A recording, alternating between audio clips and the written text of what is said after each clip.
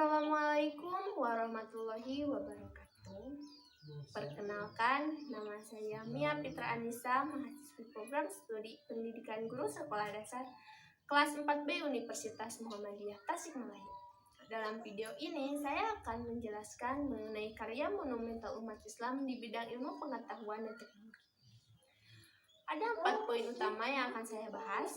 Yang pertama yaitu zaman kejayaan Islam di bidang ilmu pengetahuan dan teknologi. Yang kedua yaitu sebab-sebab kemajuan umat Islam di bidang ilmu pengetahuan dan teknologi.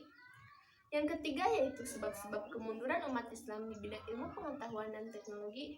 Dan yang terakhir adalah upaya-upaya kebangkitan umat Islam dalam bidang ilmu pengetahuan dan teknologi. Selanjutnya kita masuk kepada poin pertama yaitu zaman kejayaan Islam di bidang ilmu pengetahuan dan teknologi. Masa kejayaan Islam bermula saat Rasulullah mendirikan pemerintahan Islam yaitu Daulah Khilafah Islamiyah di Madinah. Di masa ini, di masa kepemimpinan Daulah Ar-Rasyidin, Islam sangat berkembang pesat. Bahkan fakta sejarah menjelaskan bahwa Islam pada masa itu telah memiliki tokoh-tokoh seperti Ibnu Sina di bidang filsafat dan kedokteran, Ibnu Khaldun di bidang filsafat dan sosiologi, Al-Jabar, dan tokoh-tokoh Islam lainnya. Sedangkan untuk puncak keemasannya, Islam terjadi pada masa kepemimpinan Daulah Abbasiyah. Pada masa kepemimpinan Daulah Abbasiyah, kedaulatan kaum muslimin telah sampai ke puncak kemuliaan, baik dalam segi kekayaan, kemajuan, maupun dalam segi kekuasaan. Selanjutnya kita masuk kepada poin kedua, yaitu sebab-sebab kemajuan umat Islam di bidang ilmu pengetahuan dan teknologi. Menurut Aripada, ada 5 faktor yang telah mendorong kemajuan ilmu pengetahuan dan teknologi di dunia Islam pada saat itu. Yang pertama yaitu kesungguhan dalam mengimani dan mempraktekkan ajaran agama Islam sehingga lahirlah individu-individu yang unggul. Yang kedua yaitu adanya motivasi agama. Yang ketiga yaitu adanya faktor sosial dan politik. Yang keempat yaitu adanya faktor ekonomi. Dan yang terakhir adalah adanya faktor dukungan dan pelindungan dari penguasa saat itu. Selanjutnya kita masuk kepada poin ketiga yaitu sebab-sebab kemunduran umat Islam di bidang ilmu pengetahuan dan teknologi. Menurut Profesor Abdul Salam, yaitu seorang ilmuwan muslim asal Pakistan, kemunduran ilmu pengetahuan dan teknologi di dunia Islam lebih banyak disebabkan oleh faktor-faktor internal.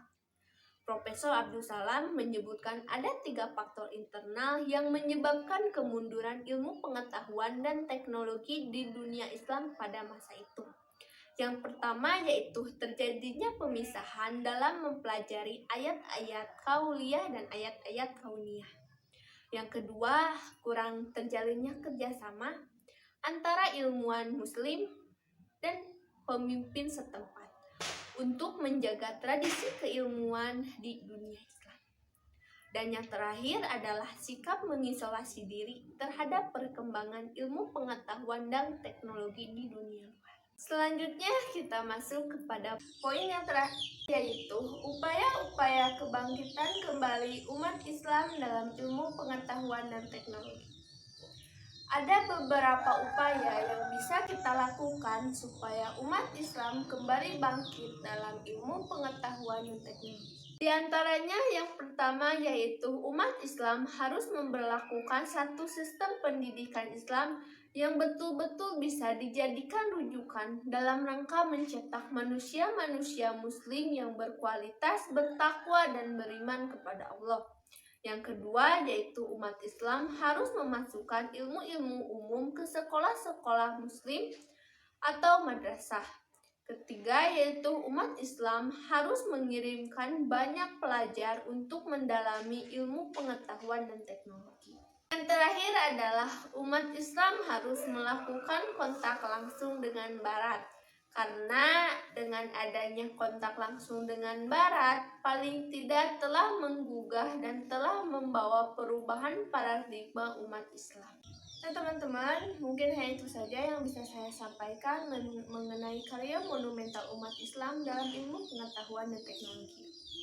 Mohon maaf apabila masih banyak kesalahan dalam pembuatan video ini. Terima kasih. Wassalamualaikum warahmatullahi wabarakatuh.